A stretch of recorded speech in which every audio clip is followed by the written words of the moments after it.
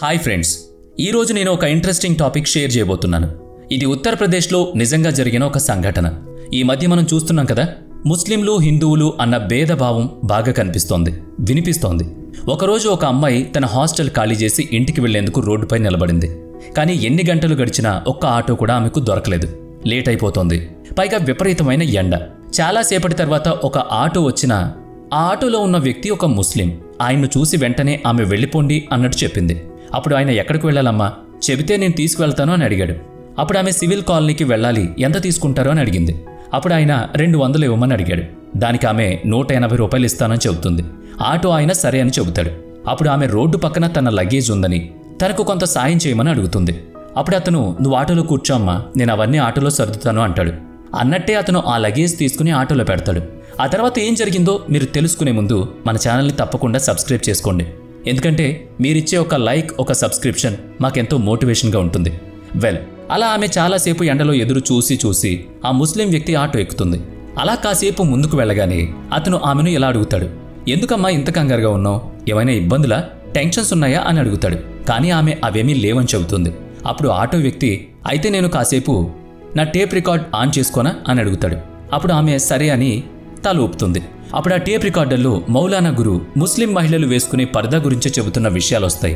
మహిళలు వేసుకునే పర్దా సాంప్రదాయం కాదని, అది వాళ్లకు ఆత్మరక్షణ కల్పిస్తుందని చెబుతూ ఉంటారు. ఇదిలా ఉంటే ఆమె కూడా ముస్లిమే, కానీ ఆమె బురకా వేసుకోలేదు. అలాంటి సాంప్రదాయాలు ఆమెకు విరుద్ధం. అయినా ఎవరి స్వాతంత్రం వాళ్ళది కదా, ఎవరిష్టం వాళ్ళది. ఈ భూమి మీద ఎవరు ఎలా అయినా జీవించొచ్చు. అందుకే ఆమె అంతగా మౌలానా ప్రసంగాన్ని మొదట్లో వినలేదు. అయితే ఆ తర్వాత ఆ రికార్డులో బురకా గురించి మరిన్ని ఇంట్రెస్టింగ్ విషయాలు ఆమె వింది. ఆ వెంటనే బురకా అనేది ఒక డ్రెస్ పైన వేసుకునే మరో డ్రెస్. దీన్ని హిజాబ్ అని కూడా అంటారు. అంటే అరబిక్లో కప్పుకొనుట అని అర్థం. ఈ బురకాను ఎక్కువగా ముస్లిం స్త్రీలు వేసుకుంటారు. ఇది మహిళలకు ఒక గౌరవ మర్యాదలను తీసుకొస్తుందనేది వాళ్ళ నమ్మకం. అయితే కొంతమంది ఇది మహిళలను నిర్బంధిస్తుందనే వాదనలు చేస్తున్నారు. కానీ బురకా నిర్బంధమని ఇస్లాం చెప్పలేదు. బురకాలో ఆ ప్రస్తావన ఉంది. పరాయి పురుషుల చూపుల నుంచి దూరంగా ఉండేందుకు ఈ బురకాను మహిళలు వేసుకుంటారు. ఇదే బురకా కూడా చెబుతుంది, బురకా వేసుకున్న ఆడవాళ్లను చెడు ఆలోచనతో ఎవరైనా చూసినా వీరు అంతగా కనిపించరు కాబట్టి మహిళలకు పెద్దగా నష్టం జరిగే అవకాశం లేదు. ఒకవేళ అలా కాకుండా బురకా వేసుకోకుండా ఉన్న మహిళలను చెడు ఆలోచనతో మగాళ్లు చూసే అవకాశం ఉంటుంది కదా, అందుకే బురకా వేసుకోమని చెబుతూ ఉంటారట. ఇది కేవలం ఆడవాళ్ల ఆత్మరక్షణ కోసమే. కానీ జనరేషన్లు మారుతున్నాయి కాబట్టి వారికి తగ్గట్టుగా రక్షణలో ప్రతి మహిళ ఉండాలనే మాటలు ఆ రికార్డులో వస్తున్నాయి. ఆటోలో కూర్చున్న అమ్మాయి ఆమెకు తెలియకుండానే ఆ మాటలు వింటూ ఉంది. అలా కాసేపటికి వాళ్ళ ఇల్లొచ్చింది. అప్పుడు ఆమె తన ఇంటికి ఫోన్ చేసి ఇలా మాట్లాడింది, అమ్మా నేను ఆటోలో వచ్చాను, ఇప్పుడు మన ఇంటి ముందున్నాను, తమ్ముడు సన్నీ ఉంటే కిందకి రమ్మను, లగేజ్ ఎక్కువగా ఉంది అని అడుగుతుంది. అప్పుడు ఆమె తల్లి, సన్నీ ఇంట్లో లేడు, ఎప్పుడు వస్తాడో తెలియదంటుంది. అప్పుడు ఆ మాటలు విన్న ఆ ఆటో ఆయన, అమ్మ పర్లేదు, నేను ఆ పై వరకు తీసుకొచ్చి దించి వెళతానని చెబుతాడు. అప్పుడు ఆమె అనుకుంటుంది, సాధారణంగా అయితే అక్కడికి ఆటో 300 రూపాయలకు వస్తాడు, అయితే అతను 180 రూపాయలకే చెప్పాడు. అయితే ఇప్పుడు 2 సార్లు నా లగేజ్ని మోసాడు, సో ఇంకాస్త డబ్బులు ఎక్కువగా అడుగుతాడేమో అని అనుకుంటుంది. కాసేపటికి లగేజ్ అంతటిని అతను పై ఫ్లోర్కి తీసుకువెళ్తాడు. అప్పుడు ఆమె 300 రూపాయలు ఆ ఆటో వ్యక్తికి ఇస్తుంది. అది చూసిన ఆటో వ్యక్తి, మనం 180 రూపాయలకే మాట్లాడుకున్నాం కదా, ఎందుకు 300 రూపాయలు ఇచ్చారు అని ఆమెను అడుగుతాడు.